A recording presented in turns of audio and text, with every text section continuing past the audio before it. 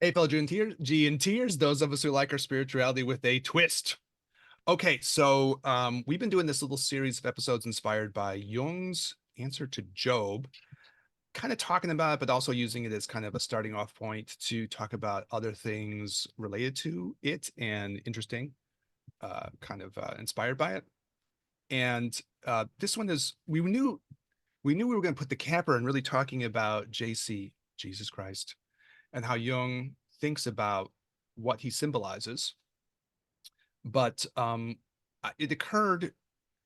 I thought this would be interesting for you, Daniel, and it occurred to me to think, well, maybe it's important even before we talk about what JC would symbolize, that we would go through and really talk about. I guess I was doing the show notes for this one, so writing the episode kind of what you might call like the JC problem, right?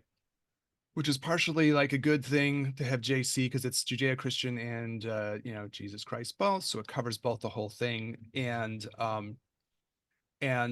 This episode ended up being really interesting for me to think about because I wanted to talk about this like more the sociocultural aspects, which I know is really fascinating to you, Daniel, Mm-hmm. but also the idea of some of our more personal reactions, and it wound up being extremely thought-provoking for me to go through and think about my own relationship to this. So maybe we thought we'd try to divide up a little bit the JC problem and talk about it maybe a little sociocultural, and then Mm-hmm. maybe look at it a little bit more from the personal side. And I don't know, just these episodes that just kind of sometimes explode for me, I think was the word that popped into my head. They start off as one thing, and then you realize, bang, they kind of launch themselves to like another level onto something else in my mind. And I think that did this for me. I started really reflecting back of like my own relationship with Christianity, and specifically like I guess what I would call my breakup with it. So I guess those would be the goals of talking about the episode. And I'm interested to hear about Yeah. stuff with this too, because I don't think we've talked about this has been a subject matter, but I don't think we've really talked about it like dead on in this way. Yeah, it's come up at particular points. We've shared anecdotal things, stories, but I don't think in one sort of particular thread, if you will. Yeah.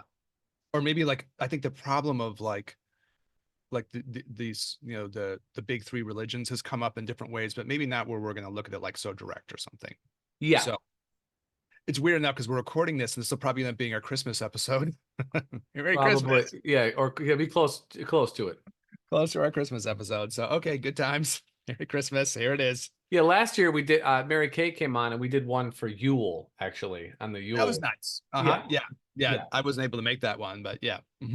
yeah. Not Uh, so Yule-y today. yeah, this isn't as Yule-ish, but that's a little bit more Wiccan pagan anyway. So talk about Yule. Yes. Right. Yep. All right. So what is the JC problem? Because Jung does seem to talk about this.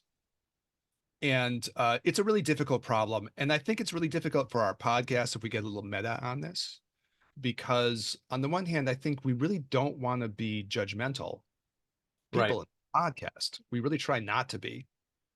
It probably would be better if we were. Maybe it would be, like people like judgmental shit. People like people doing hot takes, Yeah, they want. extreme things, but we don't like to do that. I'm waiting to see if you had something on it. Oh no, I'm saying they want your hot take on a issue that's been going on for 1900 years. Have you But the thought whole about thing's it like, long enough yet? well, Still, you say something like people like to hear controversial shit, right? That's what for people like, sure. right? So, anyways, so we're trying not to be that way. It might not be the wisest business choice. Maybe not, but diving into sensationalism, you always have to be sensational. So like you're almost saying things to get a rise. Not even I don't even know if people necessarily believe them. They're just saying them to be saying. They're saying shit to be saying shit, as they say. Yeah, yeah. I mean, like obviously we would rather err on the side of authenticity, Yeah, hopefully. yeah. I sometimes notice it myself where I'm like, ooh, controversy, and I want to look. Mm. It is tempting, whatever that psychology is. Yeah, yeah, yeah. So I've gotten really good about it lately because now I'm like, nah, I'm not watching any of this shit. I've really cut Mm. it. And it's been a much more positive effect in my life. We do talk about like cutting out these social media things and Yeah. so on and so forth. And I really have done it. It's been pretty dramatic. Like if I'm engaging with something now, it's much more of like higher quality, substantive stuff. And I feel much better. Like even Mm. some of the news programs I would watch, cut them Mm. because you really get to feel like it's just judgmental shit. Yeah. So we don't want to be judgmental. And we don't want to be judgmental, especially about other people's spiritualities, which That is I really think hard.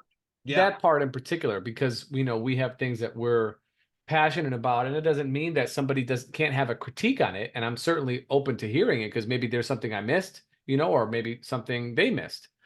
But to bash for the sake of I know better, then you inherently don't know better. That's the only thing I can say. Yeah, it's obviously there's going to be like different takes on things, and people are coming from different places. Sure. It's hard to be judgmental about that. I think the biggest one that came up, which was a sort of something we decided over the course of the show of doing this for the few years that we resolved this, was a lot of the new agey stuff. I think in the beginning there was a little bit more of an inclination to Oh yeah. give a little shit to the new age. But we love new age people. I love new Yeah. age. I mean, And I changed my I change a heart. we Change a would heart, change a mind. we would be probably if somebody didn't know it better, they would throw us in that category anyways. And very likely the book that that Eric is working on and I'm working on together will likely be sold in the self-help / new age section. Very likely. Very likely. So, we want to be at home with our brethren. Yeah. I like the idea of saying like I'm a little bit more old age, but okay, rather than new age, but it is what it is. Yeah. I was thinking about this whole thing of being non-judgmental, and I had a student who was really into this. And she would use a lot of the new agey kind of jargon too. Very thoughtful person, very nice person. Sure. And we were in the clinic kind of talking, and I can't remember what they called them. There's like a whole thing. I think he might be part of this little millennial group or something. I think it was with the millennials, or I can't remember if it was millennials or Gen Zers or who the hell it was supposed to be. Well, one group is supposed to be considered these like golden children or something that are going to change Oh, everything. Indigo. That's it. Indigo Children. Yeah. Yeah. Who's that supposed to be, anyways? Do you At explain this the point, concept? It's a while ago. I forgot it. So, at this point, they're going to be older millennials, like myself, so you're the indigo people. apparently. And what were you supposed to do? I'm not sure. I remember watching a video on it, Uh-huh. and being sort of, I don't know, like I'm not sure, but they say that indigo children, according to pseudoscientific New Age concepts, are children who are believed to possess special, unusual, and sometimes supernatural traits or abilities. They were first described in the 1970s by a parapsychologist out of San Diego State, and that their aura in particular had a more of like an indigo hue to it, Uh, and she had not seen that before. Therefore, indigo children. do you feel like an indigo child? You have special qualities, Daniel, that we all admire. So there's no reason not to I don't. admire I mean, qualities. maybe. But I'm not sure. you You wonder know. where this stuff comes from, because the phrase rolled off her tongue with such ease. And I was like, Well, I have never heard of this. I think they say that these people feel like more spiritually awakened. That they're supposed to be here. That they have higher expectations. A stronger sense of intuition. Um, Maybe you have a little bit of this, and that you want to kind of like overturn rigid systems. I You definitely know, want to do that. I don't know if yeah, I they're indigo. creative. Yeah, I don't know if I fit. I'm not in that time You frame. don't right. You don't fit within much of society. You kind of like headstrong, passionate, focused, psychic abilities. But then they also say that like they're frustrated because they don't fit with society so much. So Do you feel that amongst your indigo brethren? Do you feel like there's a bonding of indigo listen, folks? I did not name me as an indigo. I'm not trying to like, and I'm wondering, like, I'm more like saying, like, I look at it and I'm like, I almost feel something. Okay, here's like, I don't know, indigo or not indigo. I feel like there's like a subgroup of people like all the time who are feeling this way. Sure. Yeah. Yes. I think there's like some like little like layer of people, you know. Um, this is like a tangent, but I remember I was out in California, and my uncle, who's kind of a quirky California person on some level, I think it must Mm, be just the California influence. He's definitely like GOP, but he'll have like these kind of weird new agey books on the shelf too. And he had one on the occult, and there was a guy basically talking about like you'll have it's either 5 or 10% of the population that will want to be different somehow, mm, you know. And it's a famous writer who was being interviewed by the guy who's writing the book. It's a guy named Robert Graves. He wrote this thing called I Claudius, which is a history of like the Roman Empire. So if you happen to know that book, this is Robert Graves who said this. So the author of the book is another kind of famous writer, and he said he was asking Robert Graves, "Do you believe in like psychic powers and stuff?" And Robert Graves said, "Oh yeah, yeah, yeah. There's that kind of stuff." He said, and then Robert Graves just dropped a number, like 5% of the population will be like this, you Mm, know, different. They'll be indigo for their time or something, right? right. And and the guy who was writing the book is a guy named Colin Wilson. Maybe we'll do an episode on him at some point because he's an interesting person too. And he was like, really? And then he started looking for that number, this 5 to 10% thing.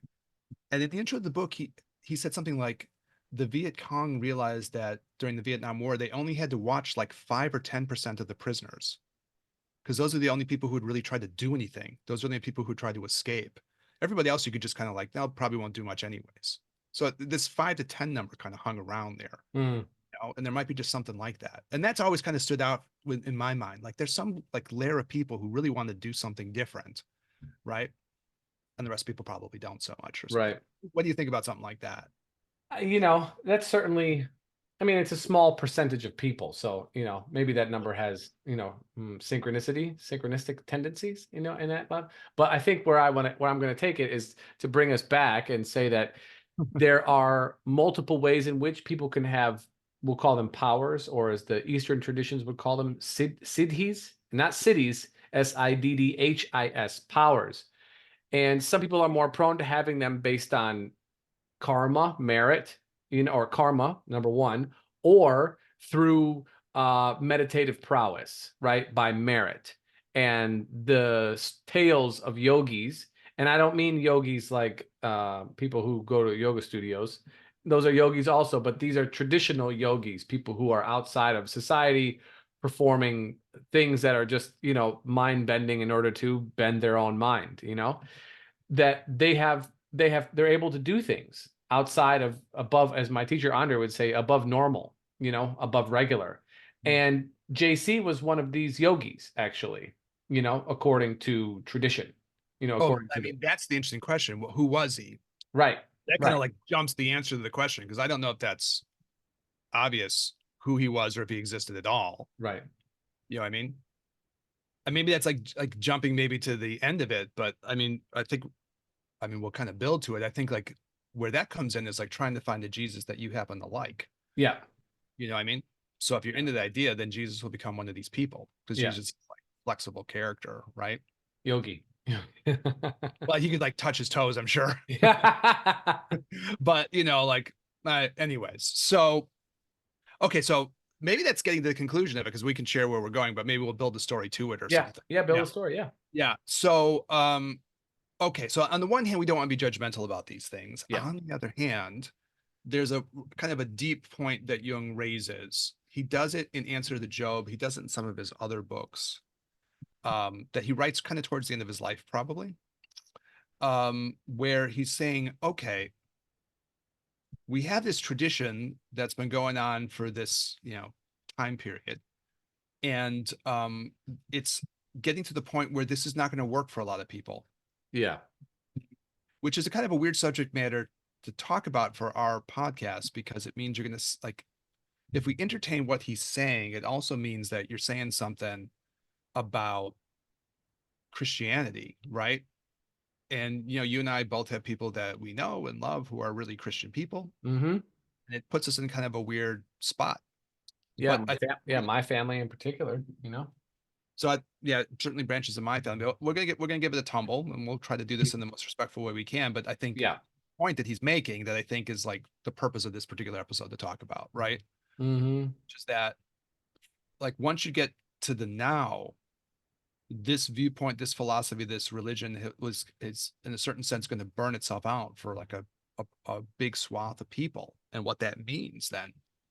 And this is maybe Jung being like sociocultural person, right? Mm-hmm. On the personal level, as I was thinking about this, I thought, well, I was raised in Catholicism, and so were you. So we can talk about this in an honest way. We can look at it from the point of view of our own experiences. So Mm-hmm. it needs to be brought up in this, right? And I don't know how you feel about it now. I guess they'll come out over the course of the whole episode, right? Thinking back, I felt like, well, there was good things that came out of this. There were good and bad things that came out of this upbringing, right? Um, I think it made me open to like more metaphysical beliefs. And I thought that's good. Even though I didn't stay with those beliefs, it made those possible for me, right? Mm. So I could believe things, that there were parts of the world beyond the material. That seemed to be good for me in the long run. Um, and other things like that, it kind of, that was positive, right? There was a certain amount of like ritual and contemplation that I thought was fine because I spent a certain amount of time in church with my grandmother, dragging my drunken grandfather hungover to sit in the pews, right, to try to save his soul with varying degrees of like non-success in any given week. But I thought that was kind of good. I mean, I thought my experiences in church, I thought they were not bad.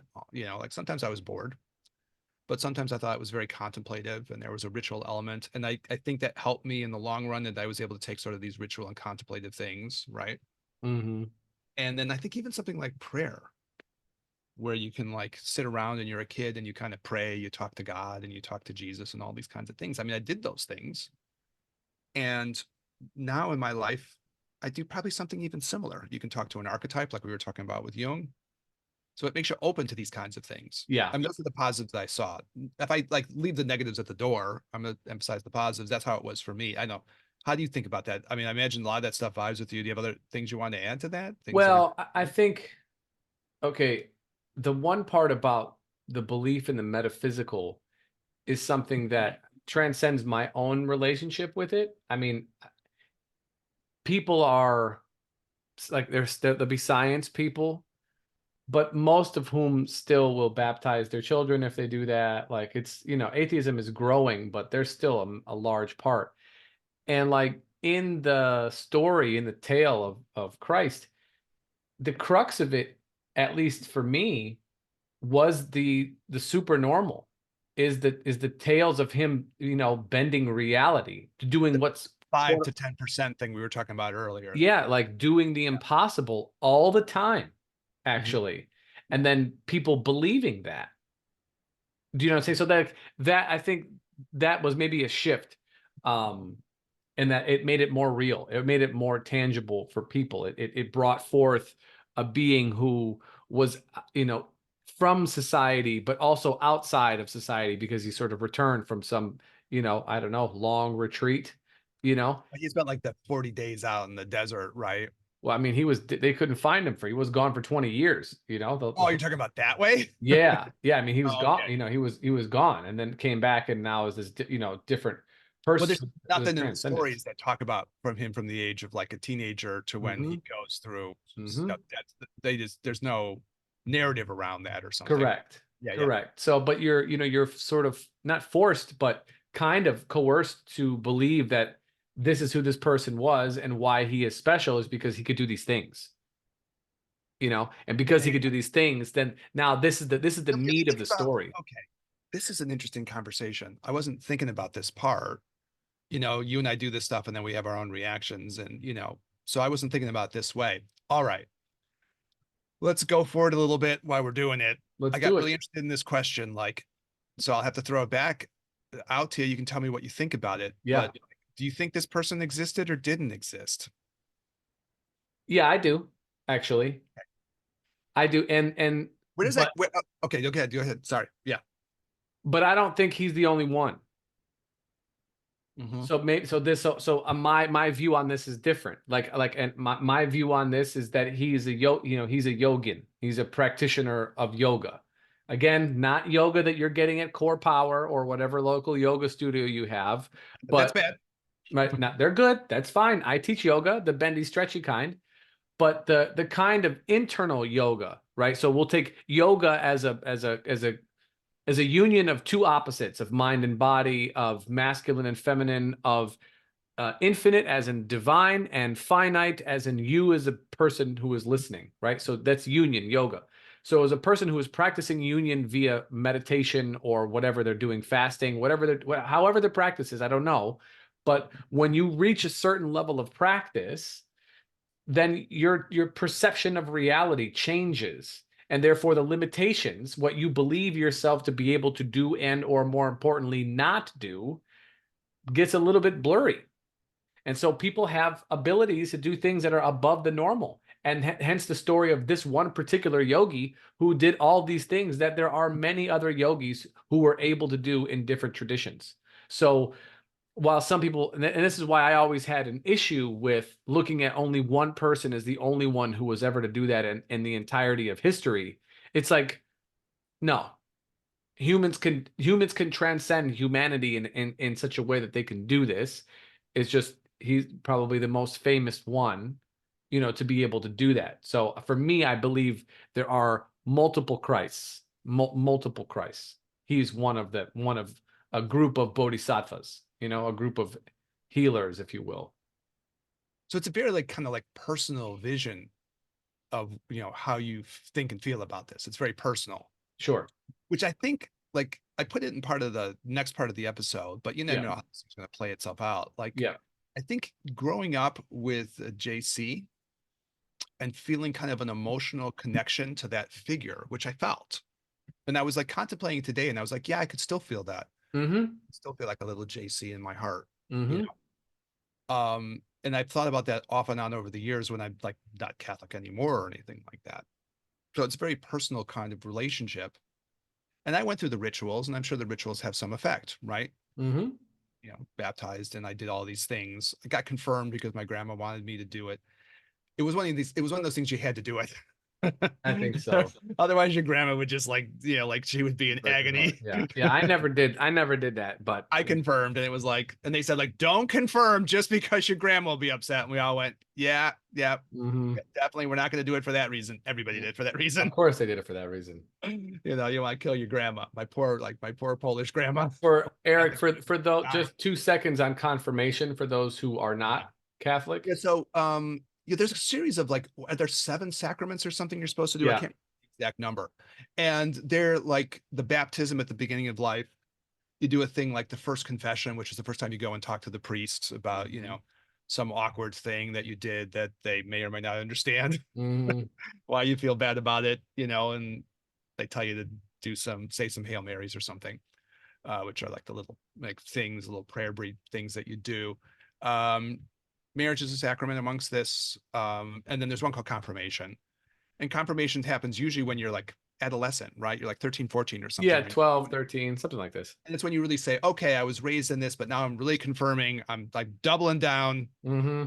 Or it was a decision other people made for me, but now I'm super in and I'm going for it. And it's really funny if you don't come from a Catholic family, you might not, obviously what you're saying, that you might not know the context of how this works. Mm-hmm. Mm-hmm. But a lot of it will be like my grandma or my mom or my aunt or whoever it will be Or really all upset if I don't or do all this. of them. Yes, they'll be sitting there and literally, to be honest, worrying about your immortal soul. They'll be sitting around That's worrying right. that you're going to hell. My uncle, the deacon, passed away a couple of years, passed away last year. Rest in peace, Uncle Phil. He'd be worrying about me all the time if I didn't do this. And so you do it, Mm-hmm. and it's not even like you have it's not even like you have a huge party or something. It's not even like a bat mitzvah or a bar mitzvah or anything. It's No. do it for this thing. And anyway, so that's one of the rituals. Last rites is another one. There might be some other ones in there that I'm not remembering. I think I did maybe No. 6 or 7 or whatever it is. So anyways, that's confirmation, right? Mm-hmm. So what I was getting to is like, I think there was a part of me that wanted to find a Jesus I could connect to. Mm-hmm.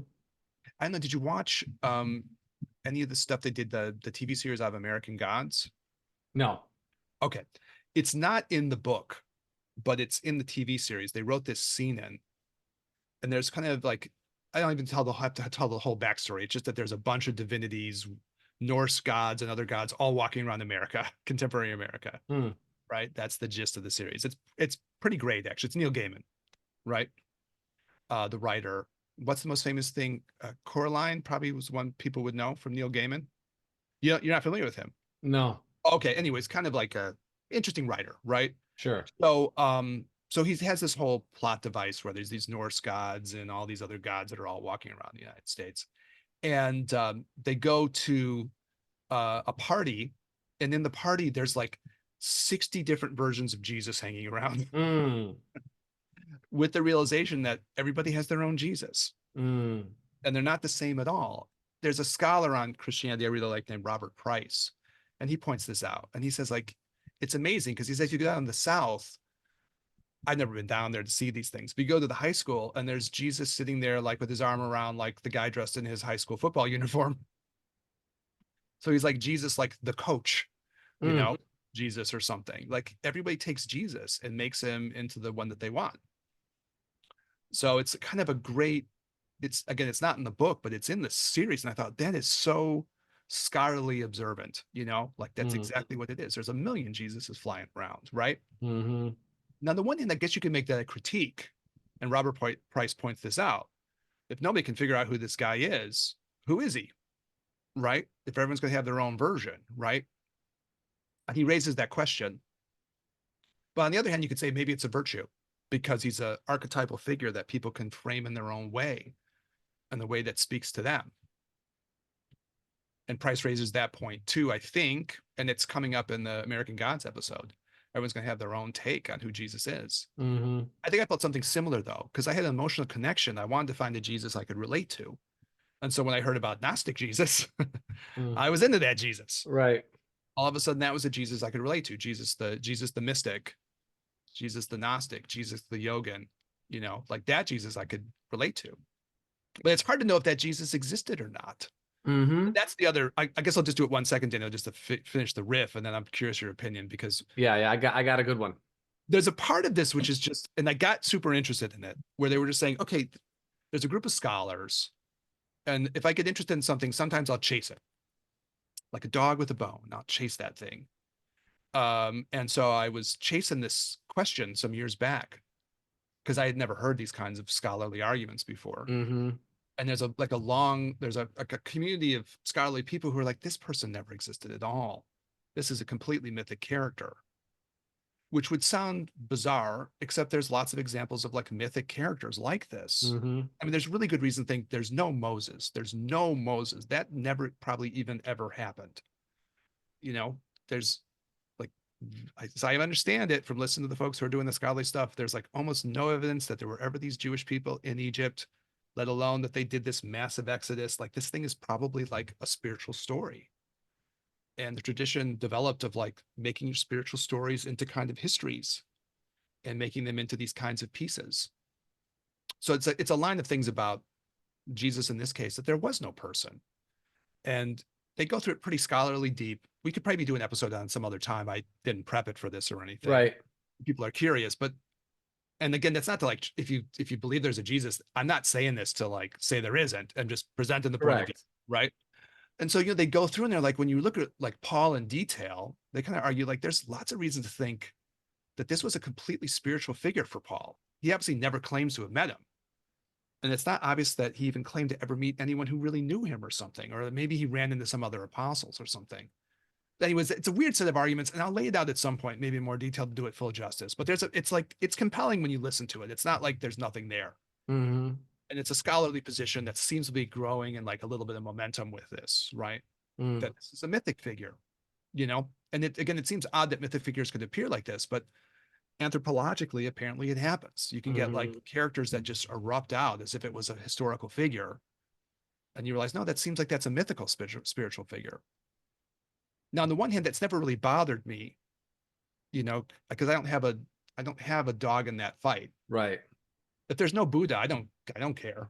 That doesn't change anything for me. There's Buddhism, that's fine because it's not invested in this person. Right. If there's no Buddha, it certainly doesn't look like it's a real story. That looks like that's made up, to me. That looks like a myth, but a myth that's like teaching, Sure. something important. So anyways, this doesn't matter to me that much. I'm not emotionally affected by that. But of course, if I was like maybe still in my Catholic days for myself, this would have a much more of an impact on me. And, because I would have more invested in the idea that there was this person. Mm-hmm. I don't have a thing with that. All right. Anyways, I wanted to finish the mythic part because Sure. it's the whole thing up and then, okay, I'll throw the mic back to you. Okay. So, in the sort of like not Buddhist cosmology, but ideology, philosophy, we've done numerous episodes on these before, so we're not going to go super deep. We'll just touch on it for a moment. The idea of the three bodies of of a being, or the three layers or three phases of one's one's truest level of being, right? So the Dharmakaya, Sambhogakaya, Nirmanakaya, and briefly, and Eric, feel free to clean up my ignorance here. But the one's experience of their Dharmakaya, kaya meaning body, and body is not a great I don't think body is a great word for this, but we'll call it like aspect. And I think that's what we called it when we did the episode. So one aspect of your mind or your soul, or however you want to call it, and as they call it, a dharmakaya, or the reality aspect, is that in reality we are all connected to everything all the time. And so the experience of this is like transcending your own limited view or limited experience of yourself. So you're not just Eric, you're Eric, but you're everything else at the same time. Everything everywhere all at once is dharmakaya, right? Perfectly put. The Sambhogakaya is kind of like a dreaming body or dreaming aspect of yourself. And I don't mean dreaming like when you're sleeping, but something that travels a little bit more, that you can experience other layers of. So if someone has a spiritual or metaphysical vision or something like that, this is the aspect of yourself that is having that kind of experience of moving back and forth. That's how I kind of interpret it. Mhm. But the last part, the part that matters for this actually, is that what they call the emanation body, the emanation aspect. And on one hand, we are the Nirmanakaya right now. So I am the emanation of Daniel in this life. Eric is the emanation of Eric in this life. Ubiquitous audience member, the one, what do they call that? And not NPC, who I have in my mind, who's listening to the show, which is 55% female and 45% male, and is a rough age of 39 or something like that, who lives in the United States but also partly in Europe. That's because that's like our audience demographic. That you're the emanation of whatever it is that you are. But in reference to people who are, what we call realized, right? And so whether or not we want to say Christ was a being who was realized, or even if other people want to say Christ was God in man form, he's still realized. Either way, I'm gonna concede that point, even though I love to debate it, but we're gonna concede it for right now, that he was a realized being. And the emanation body, the Nirmanakaya, for those who would like the terms, because I do, is that you can emanate, and as Robert Thurman has said numerous times, to as whatsoever, to whomsoever, meaning you are any source of healing or enlightenment or insight, or some sort of positive developmental aspect to anybody whenever they need it, in the way that they can use it most readily. So if someone is down and they hear their favorite song on the radio, you could say that like that is an emanation of some healing via music. Mhm. And so when I think about people having different versions of an enlightened being, because I believe this to be an emanation of this enlightened being, well, then of course it's going to be different.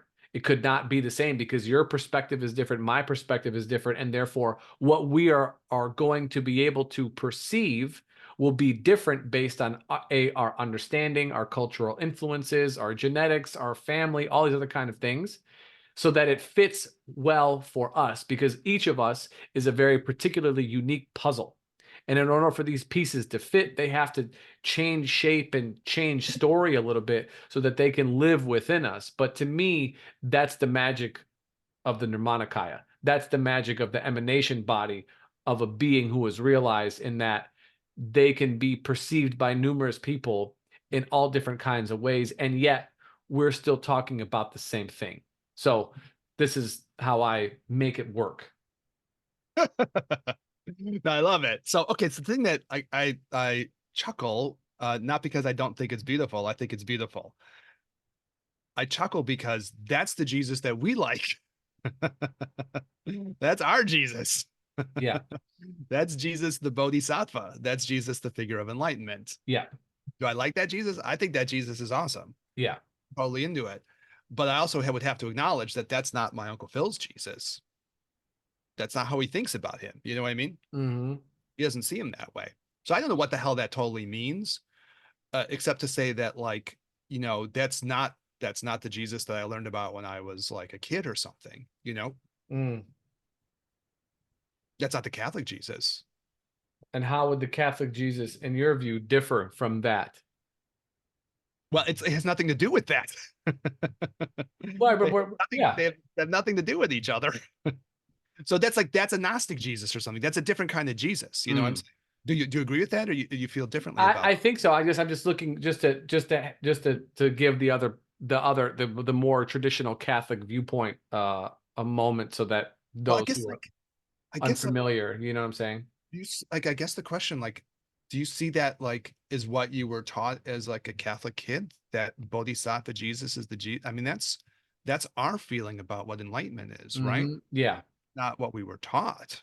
it's not. That's us as adults going and saying, okay, yeah. Yes.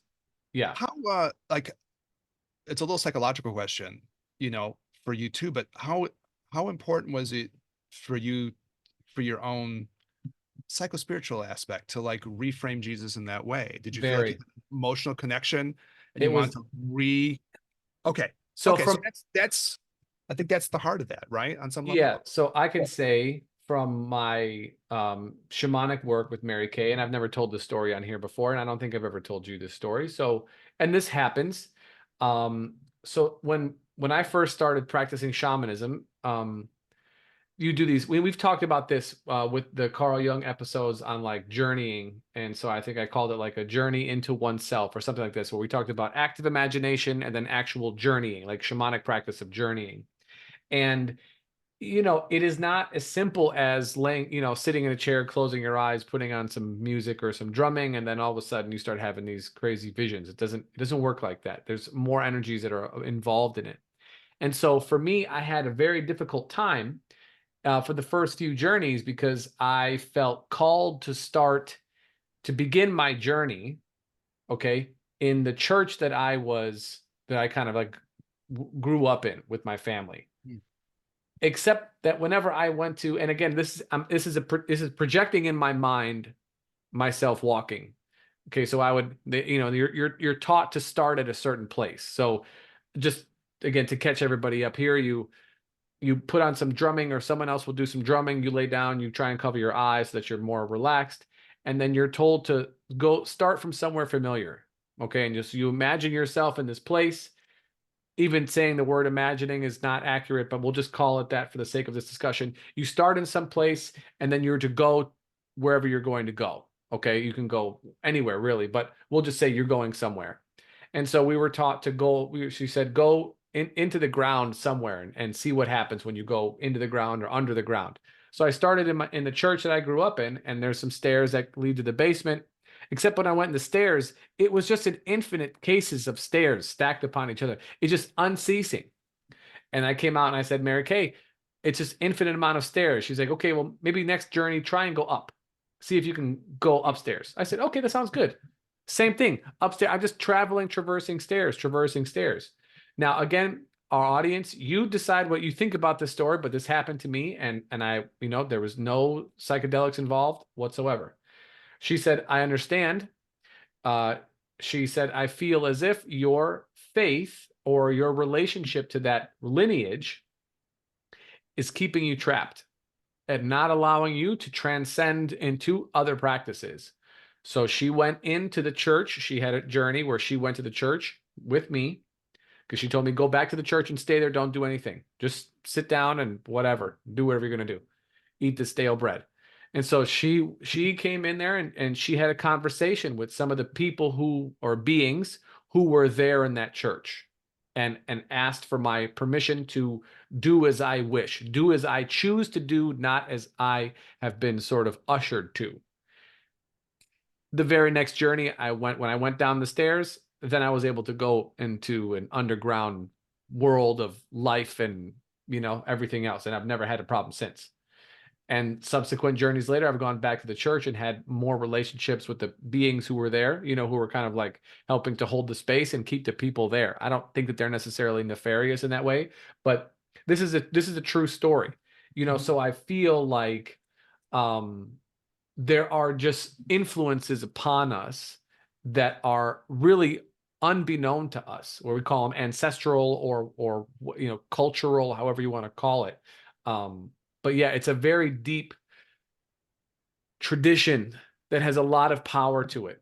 And for me, the transcending of that was absolutely very important. And then my relationship with Christ, the being, changed at that moment, because before that he was a character that was told that I should believe this story's about, and I never wanted to. After that, the interactions that I've had with him have been very deep, not super often, but anytime that they're there, it's like meeting an old dear friend. That's the best way I could do it. And I feel like all those things happening as time has gone on have made him a more palatable character for me, as opposed to something that I should do or else, or because of, you know what I'm saying, because of the guilt, like because you don't want to disappoint your grandmother or your aunt or your mom or something like that. So yeah, so reframing that relationship has been essential, essential to my own growth spiritually, but then has also been essential to my relationship with with so much influence from my family's, I guess I could say, relationship with the church, and via me as part of that as well. Yeah, so I think like just like an intellectual curiosity thing, I suppose, but like when you went after you did the thing with Mary Kay, when you went up, how did that look when you went up? Did you go up in the church again Yeah, too? yeah. What, so did that, it wasn't staircases anymore and stuff. Was that other stuff happening there The too? staircase, when I went up the staircase, the church was, there was another, like a second or third tier to the church, and there was no roof.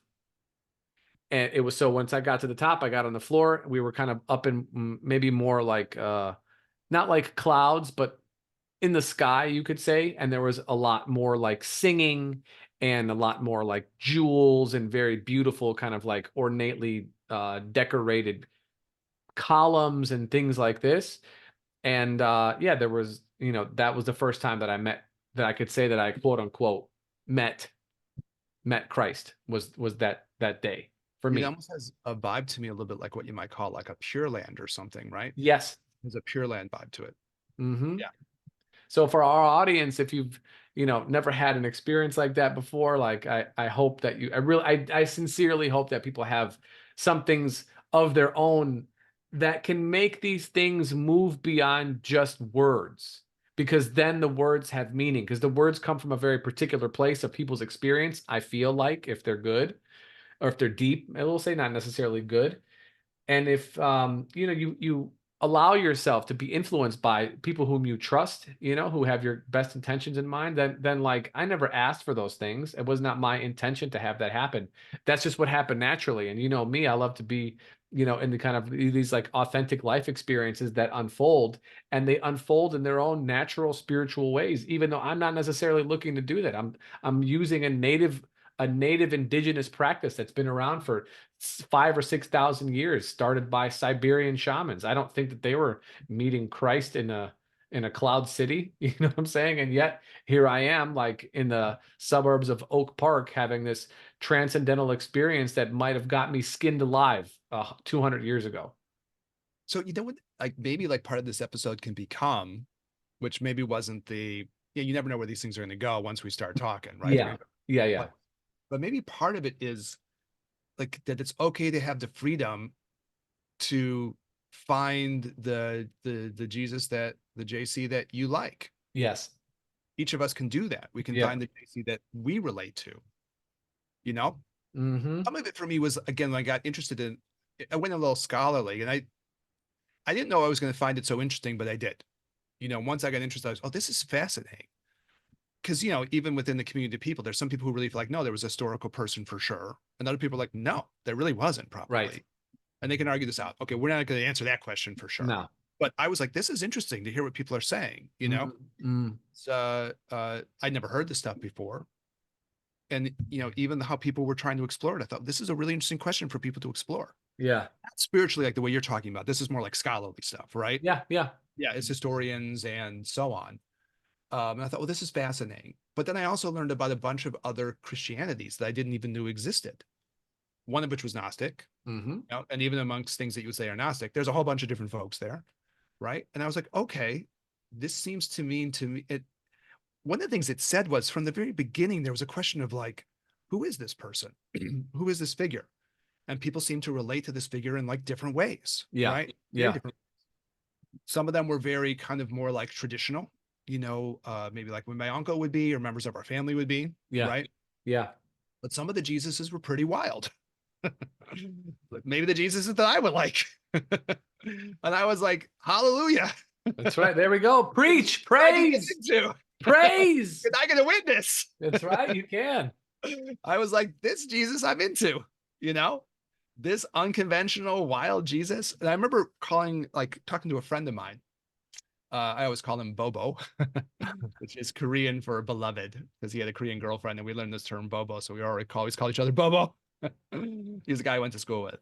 He's a quirky character, kind of brilliant character, and I was like, I found Gnostic Jesus. I'm so happy. Mm, And he was like, okay. And what was his answer? I was saying he's very iconoclastic. He was against the society, so he threw over the money changers in the temple, and he was like, I was like describing this Jesus, which was not the Jesus I was brought up with, maybe, or not exactly. The stories were there, but not framed in that way. right.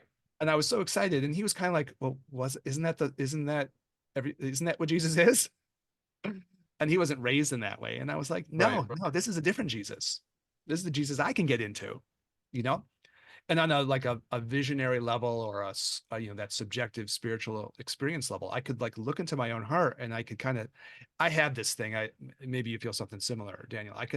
We talk about the experiential aspect. I can look at my heart, and there's like a little Jesus there. Mm, Like inside, I can see him in there. And whenever I see him, he's always like, it's very loving. It's very warm. mm-hmm. It's a very loving relationship. I could do it. I can feel it right now. It makes me a little sentimental feeling, almost like I want to like cry a little bit. Mm-hmm. It's very touching, you Mm, know, mm. um, and moving. But so maybe that's part of the episode that I wasn't expecting to talk about. But yeah, that's the fact that you can do that with this figure. When you And maybe you open can do that space with for the any Holy, of these figures. You can go to the Buddha that you like. that's it. Find the Buddha that you're into. I like a wild tantric ass Buddha. That's the Buddha that I like, Uh, And other people like different Buddhas. The other people might like really ascetic Buddhas who want to sit under the tree and kind of suffer it out and whatever. They might be interested in that Buddha. And it's you know, obvious that it's not the same character on some level. right. And who the fuck knows? Well, that's it. That's it. Yeah, But you can gravitate to the one you like. Yeah. as some would say, when when you open space, the Holy Ghost comes through, and then all the other things come out. But I don't know that I believe that. But I do think that like it's good to be able to discuss these types of things. Because they're so prevalent in society. Number one, and these are the benefits. So we often talk about like what are the pros and cons of organized religion, or whatever, organized structures in general. But having these kinds of discussions allows people to hopefully change the way that they are influenced by these things. And that if you hear stuff that because I think even the name Jesus is kind of cringy for a lot of folks. You get a lot of eye rolls and things like this, but like in essence, it's less about, for me, it's less about that particular name and more about the character, more about the tale around the character that is certainly not set in stone. It's not set in stone at all. Like the people were not there. No one knows. It's written on the back of like napkins and rocks and whatever, and in a language that doesn't exist anymore, translated 17 times. And then some dude said, oh yeah, these books are good and these books are not good because these stories fit better together. And then we're taught like, okay, Hold on real quick, Dan. I think these stories fit our particular narrative better. there you go. That's I mean, these correct. are the stories that fit our narrative. Those other stories, we're not into those stories. Yeah, we're not into those because they don't fit. And so it's important to wrestle with these things and then decide if it has value for you, because then if you can find value in it, and it doesn't mean that you have to, if you can find value in it, then whenever you hear the name or you see a cross or you see something, it's not something that you do an eye roll with, or that you're like, ah, man, like it's not cringy. It's a remind for me, it's a reminder of enlightenment, you know? It's a reminder that like we too can transcend. It's a reminder that like being outside of society can be positive, that we can, break through our own limitations and be some sort of like crazy compassionate person who gives themselves for the, betterment of society, if that's what if that's what you believe. But that's, at least this is to me, this is like the what I want to call a practical tantra, and turning something from what it appears to be to giving it meaning that allows me to deepen my own practice and awareness on a daily basis. Yeah, I mean, I think it's the same thing with like, again, if you take a character like a Buddha, like there's a version of a Buddha story where he, almost starves himself to death, Mm-hmm. because he's trying to be such an ascetic. He's trying to be so rigid and so ascetic, right? And Yes. pushing himself so hard that he almost dies. That's part of every story. But in some of the stories, he's like probably met by like what we call like a dakini, like a tantric goddess who comes Mm. along and says, "No, this is crazy town. What are you doing?" And like feeds him, and like they probably make love in some of the stories under the tree, right? And like I like that Buddha. Mm-hmm. That's the Buddha I'm into. You know what I mean? Um, and maybe like part of the thing is like, yeah, there's a freedom to move within this. And then I guess you're into a space, if we get back to the Jungian take a little bit, now you're in an archetypal space, Mm. right? Now you're in a space where I'm going to find the spiritual image, the iconography, the archetype that speaks to me, Yes. right? And then you have to kind of in some ways admit then, and you were talking about this in this way, that now we're talking about something that transcends being a historical figure now. Yeah. Like now we're talking about something else, right? But maybe that is kind of the argument on some level, or the problem that the episode kind of started off with too, maybe a little bit, right?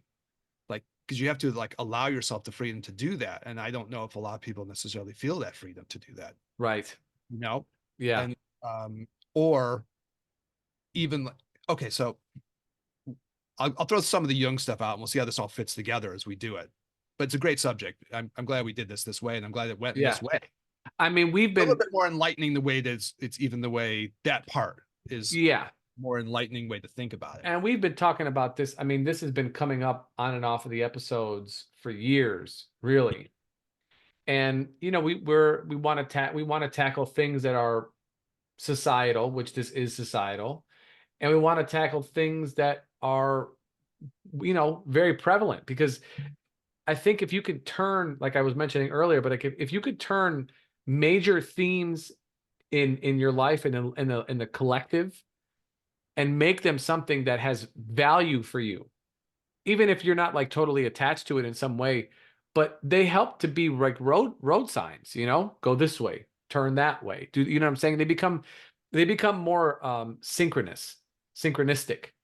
And then I mean, for me, the more synchronistic that I experience my life, the more that I feel like that the universe is speaking back to me.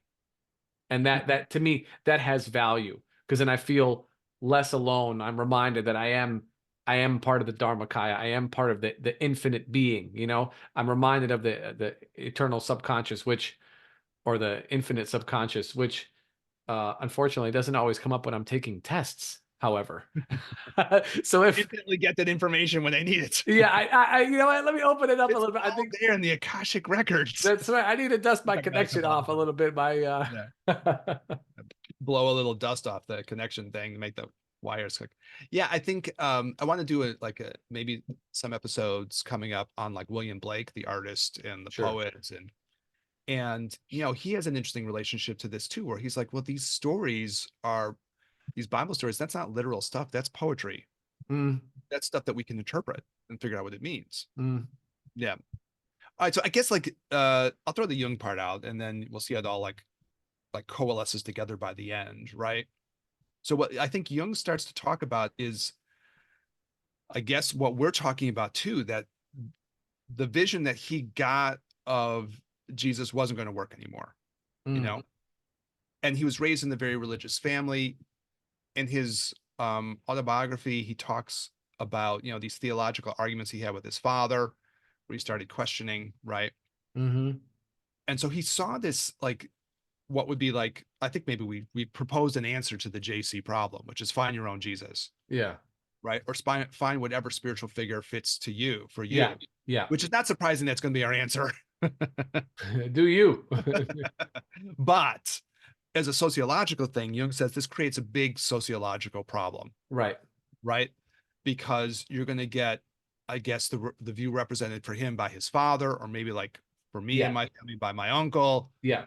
which is much more of a traditional view, Yeah. right? Yeah. And what he saw coming, it seems to me, and I think, I think this shows a lot of foresight on his part. He says, well, if the myth stops working for a big mass of people, then aspects of the myth will disintegrate and fall apart. Right. And you'll kind of have probably like some kind of vacuum, right? And I think what he saw was that you'd get a lot of like atheism that would explode Mm. and like hypermaterialism. Because when the spiritual myth falls apart, there's kind of this vacuum, right? And it's partially falling apart for a lot of people, probably because it like the more, and this again is hard to talk about, but the more my uncle's view of that, if I just use my uncle as this, isn't going to work for a lot of people because it doesn't vibe with their mentality anymore, Mm. right? It won't stand up to sort of the more scientific parts of how people are going to think, right? The way the mentality of the culture is going, this is going out of sync, right? Yeah. And because of that, it's going to fall apart for people. And then what happens is now you have like kind of a vacuum thing, a spiritual vacuum, right? Or probably what Jung would feel like, because he's so obsessed with like polarization. All of a Yes. sudden, you'd have a polarization. You'd have atheists on one side and traditional religious people on the other side. And then bang, you have nothing but like a huge clash Yeah. of something that's going to cause like a real sociological problem, right? I Mm-hmm. think that's what he kind of saw. That the older version, which to be honest, I thought when I thought about the words, I thought like the Jesus I got from my uncle was kind of appropriate for me as a child, you know? And when I was like, what's Saint Paul's thing? When I was a child, I did childish things, but when I became an adult, I put aside childish things. Mm-hmm. So that view wasn't going to work anymore. And it wasn't going to hold up to the other parts of, you know, I think how any of us might go individually, but also where the society is going, right? Yeah. It's not in that space anymore where that myth is going to work. And and so then you get this explosion of this atheism, which I wanted to be kind of careful about too, because I have lots of atheist friends. I don't want to be judgmental about atheism either. Except in the way I think Jung foresaw it, which I think is accurate, you get this massive polarization, and people are kind of put on one side or the other of this polarization. And I guess in our episode, the way it turned out is we're trying to like scratch out a space to have an individual interpretation Yes. that's new for you, that Yeah. works for you, Yes. right? To come up with the vision that works for you. But as a sociocultural problem, it's polarized as fuck. It's polar. Yeah. Correct. And it's really a problem. And I think Jung seemed to foresee that. Well, The old myth isn't going to hold up. The new myth will be scientific, but also very materialistic, without a lot of room for things beyond just, the raw material stuff. well, Kind of hard to get to a spiritual place from that. this is kind of a bit of an extension from the sentence that kind of had my mind going from last episode was, does the culture create its divinity? Yeah, yeah, yeah. You know, and the influence that that society has on its God, if you will, on its thing. But actually, Eric, I think this is a good place to pause here Well, no, because maybe we'll just like you got a couple more minutes. Wait, maybe wrap it because it gets to the real, or do you have to boogie? no, it's not that. It's just that like doing the atheism part. I don't want to shortchange it. Hmm. Because I feel like because I basically what I'm saying is I want to have I think what the question that you brought up about like atheism and materialism is a little Oh, bit of a longer. you have more you want to say about that. You're feeling like, Yeah. okay, cool. Yeah. And so Yeah. we've kind of like we've done we're kind of like all over not all over a little bit, but basically what I'm saying is I like the discussion that we had and I don't want to add on to I don't want to Okay, you want to put a capper on it. So the capper on it, I yeah. guess, is something like, okay, there's a well, okay, well, there is no capper yet. No, no, and that's We got to talk okay. about the atheist part. Okay, Yeah. I have Yeah. more to say about that than I do. Okay, cool. Yeah. Yeah. Yeah, for sure. So I think this is a good place to stop because just to me it seems like that. All Um, right, cool. so Eric, thanks. I mean, this is good. I like having this discussion on this because it's prevalent for so many people, whether whether you're a Christian, Judeo-Christian practitioner or not, you're in the world of Judeo-Christian practitioners, Mm-mm-mm. and it Well, influences you. it wound up being a Christmas episode, Charlie Brown. It You certainly know, did. like ice skating now with our little dog Snoopy, and the piano can play in the background because it is a Yeah. Christmas episode. The Yeah. theme of the Christmas episode is find your own Jesus. Yes, that's right. Find your own Jesus, right? Yeah. Yeah, And if you and don't like anyone supposedly that's out there, make one up for yourself. that's right. Yeah, supposedly it's out there for you. So, And I mean, the Jungian thing would be like once you find the archetype, it'll talk back. yes, and I, from my own experience, can say it does. Yeah, that's what you were describing, essentially, right? Hmm. The archetype will talk back. They'll Hmm. start to appear in your life. That's a Hmm. crazy thought, but that's the idea. Hmm. And then, like what you said in the episodes before, the universe will start to whisper. That's Sometimes right. it'll start, and sometimes it'll start to like clang some pots together and like like blow some trumpets and really try to get you to pay attention. Yeah, exactly. And you find the Exactly. archetype. I think that's a beautiful thought. Okay, that's cool. I get why you want to end it. Let's end it on like that note. Yes. Merry Christmas, Charlie Yeah. Brown. Yeah, that's right. Yeah, yeah, yeah. Yeah. So for Eric, as always, thank you so much for doing this with me. To our audience, thank you for listening. Thank you for watching. If you're on YouTube, like, subscribe, hit the notification bell. If you're getting us on a podcast platform, definitely I think you could subscribe. And some of them, if you're on Apple, leave us a review. It helps the show. I mean, all of it, any interaction that you guys have with us helps the algorithm get us to more people. And as we say before, we don't ask for any kind of donations or anything like this. It's a labor of love.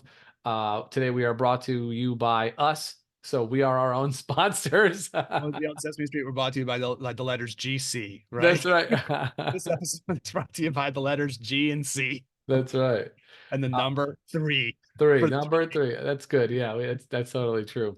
That's like So this will come out a couple days before Christmas, the week before Christmas. So for those of you who are celebrating any of the holidays at this particular time, happy holidays for all of y'all. Always wishing peace and blessings to you and your families and everybody else in your lifetime. We appreciate everybody listening to us this year and all the previous years. We mark time not necessarily in calendar years, but on years that we've been doing this show. So it's like, it's like 3.5 years for us, but we really enjoy doing it. We get a lot out of it, and we definitely love the feedback.